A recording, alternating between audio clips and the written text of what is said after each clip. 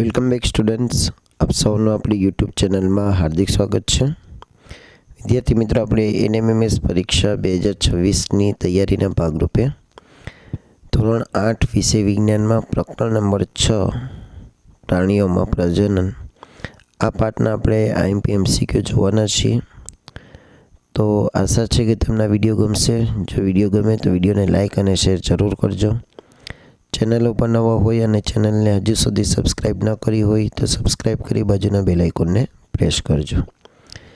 પહેલો પ્રશ્ન છે, લિંગી પ્રજનનમાં ખાલી જગ્યા જન્યુઓનું જોડાણ થતું હોય છે? તો કે નર અને માદા।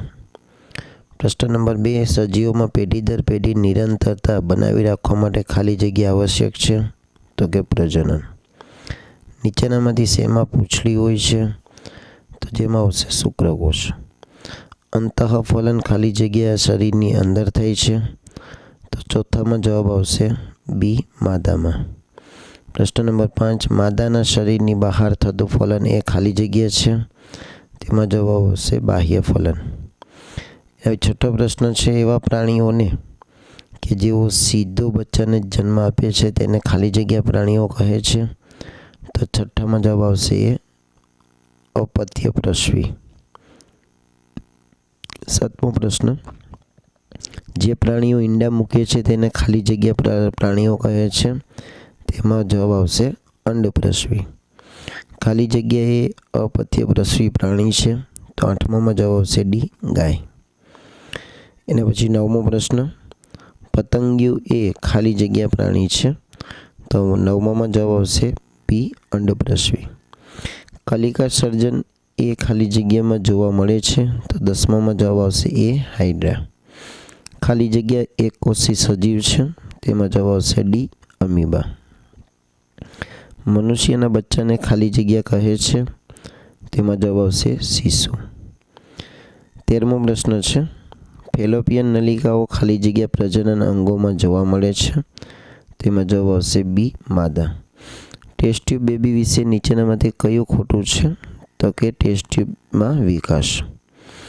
અંડકોષ શેમાં જોવા મળે છે? તો 15મામાં જવાબ આવશે એ, માદામાં। એના પછીનો 16મો પ્રશ્ન, ભ્રૂણની એ અવસ્થા કે જેમાં બધા જ શારીરિક અંગોની ઓળખ થઈ શકે તેને ખાલી જગ્યા કહે છે? તો 16મામાં જવાબ આવશે સી, ગર્ભ। 17મો પ્રશ્ન, ટેડપોલ કોને કહેવાય છે? તો કે દેડકાના લાર્વાને। પ્યુપા એ નીચેનામાંથી શેની અવસ્થા છે? તો 18મામાં જવાબ આવશે એ, રેશમના કીડાની। 19મું, ટેડપોલનું પુખ્તમાં રૂપાંતરણ પામવાની ક્રિયાને ખાલી જગ્યા કહે છે? તો એમાં જવાબ આવશે કાયાતરણ। 20મો પ્રશ્ન, નીચેનામાંથી કયું પ્રાણી અંડપ્રસવી નથી? તેમાં જવાબ આવશે ડી, કૂતરો। પ્રાણીઓમાં કયા પ્રકારના પ્રજનન જોવા મળે છે? તો એમાં જવાબ આવશે સી, બંને। ફલિતાંડના અનેક વિભાજનથી ખાલી જગ્યા બને છે? તો કે ભ્રૂણ।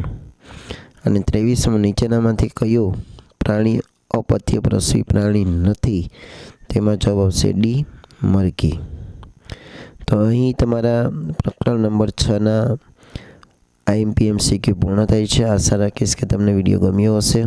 જો વિડીયો ગમ્યો હોય તો આપણા વિડીયોને લાઇક કરો, વધુમાં વધુ શેર કરો। ચેનલ પર નવા હોય તો આપણી ચેનલને સબસ્ક્રાઈબ કરી બાજુના બેલ આઇકોનને પ્રેસ કરો। Thank you very much.